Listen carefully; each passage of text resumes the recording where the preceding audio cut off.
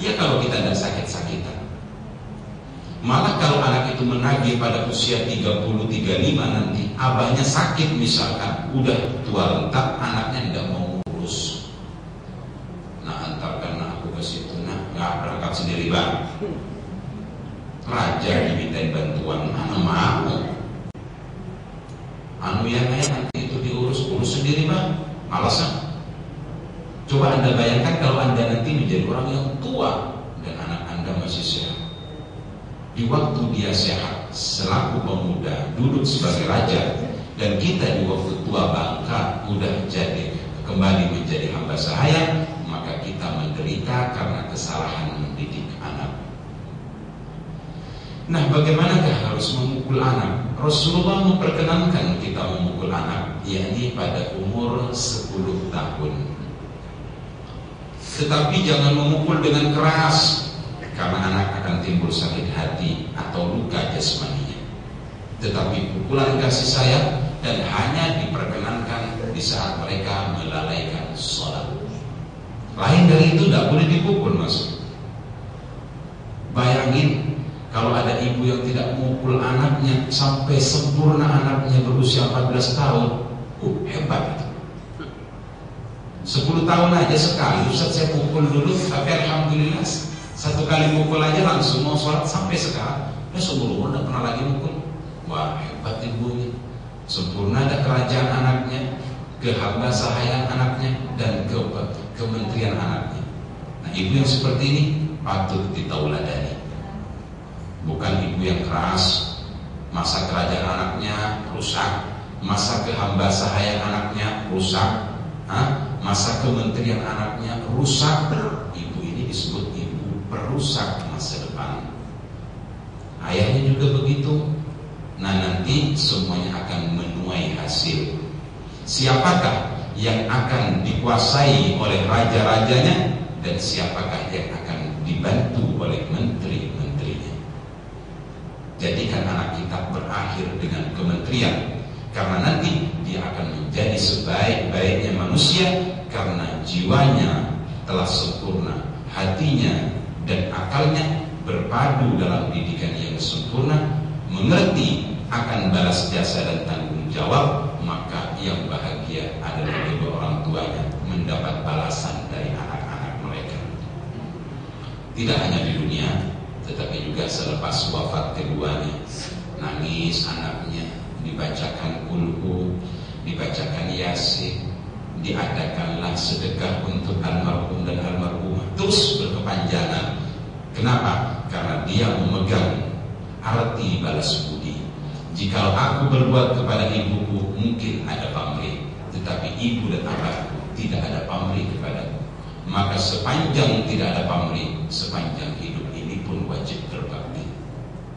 Nah, ini bapak-bapak dan ibu-ibu, sistem mendidik anak, metode atau teknis mendidik anak ini Islam mengajarkan luar biasa.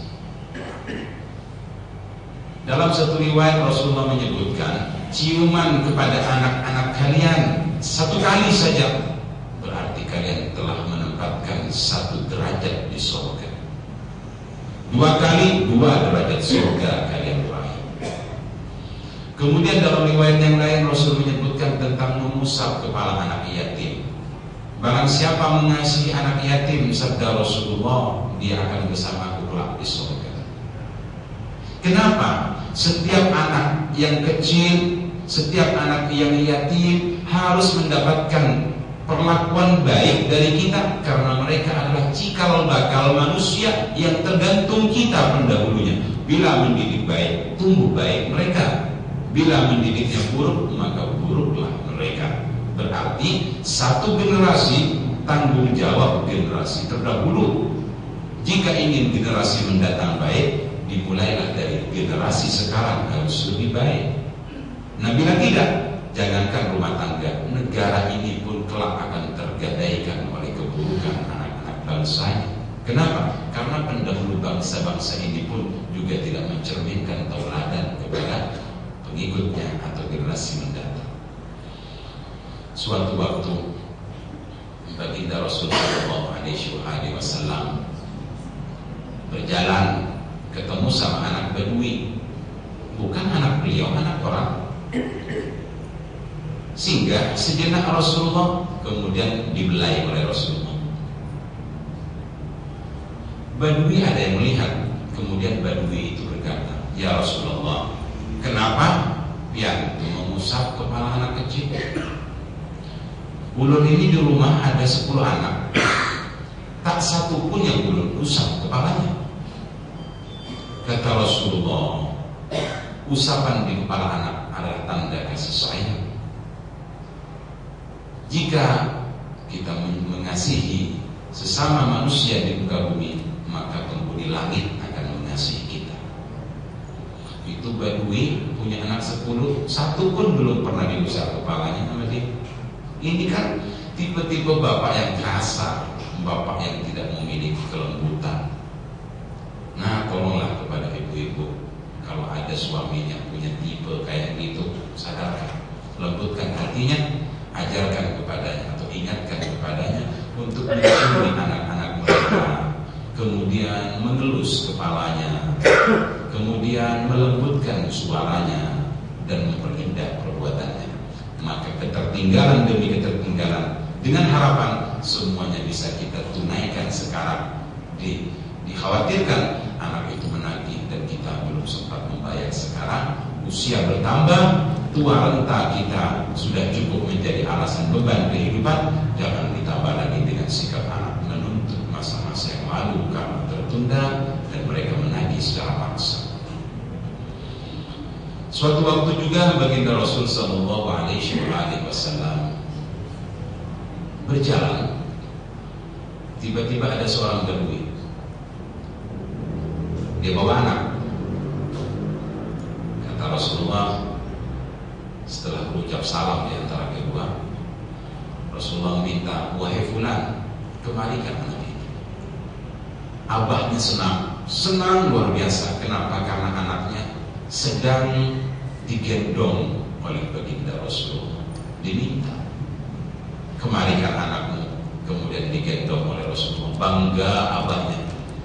Ini satu-satunya anak Badui yang sempat digendong oleh Rasulullah.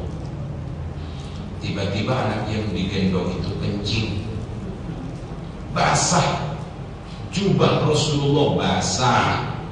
Abahnya melihat anaknya kencing, kalap, tiba-tiba dibentak, kemudian ditarik secara paksa dari Rasulullah. Dia berkata, "Wahai anakku, celaka siapa yang kau kencingi." Dengan cara yang sangat kasar dia menarik dari Rasulullah dan membentak di dekat telinga anaknya.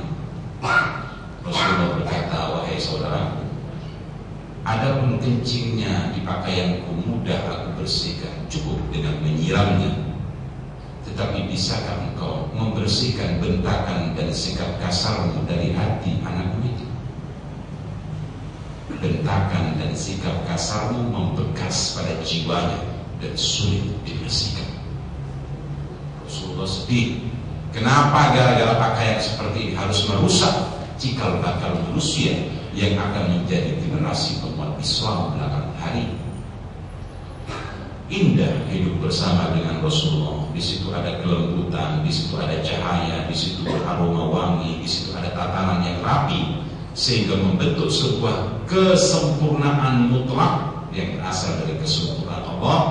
Barang siapa mengambil sisi-sisi itu dalam kesempatan yang singkat, dalam umurnya yang pendek, tetapi dengan ketepatan waktu, dengan kecepatan sikap dan semangat, insya Allah sependek apapun umur kita pun akan segera disempurnakan karena Islam dan Nabi yang sempurna. Umur panjang tapi kepada Rasulullah tidak mau mengambil nilai, kepada Al-Quran tidak mau mengambil nilai. Umur terus berjalan. Ilmu kalau tidak dicari tidak dapat. Tetapi kalau usia Anda diam sekalipun, usia tetap berjalan. Jangan membuang usia tanpa penyempurnaan diri. Raihlah kesempurnaan Allah dan Rasul, dan jadikanlah sisa umur ini sebagai penyempurna dari ketertinggalan-ketertinggalan yang ada. Dan masih banyak hal-hal lain yang belum kita pelajari sehubungan dengan aturan-aturan Islam tentang masalah makanan, tentang pakaian, tentang kemasyarakatan, tentang kepemimpinan, belum lagi cerita kematian, surga dan sebagainya. Masih banyak. Karenanya ibu-ibu dan bapak-bapak dihimbau oleh Islam, bahkan diwajibkan untuk menuntut ilmu dari sejak lahir sampai nanti menuju ke liang lahat. Mungkin ini yang dapat saya sampaikan, kurang lebihnya mohon maaf yang sebesar-besarnya. Wallahul hadi ila siratal mustaqim. Wassalamualaikum warahmatullahi wabarakatuh.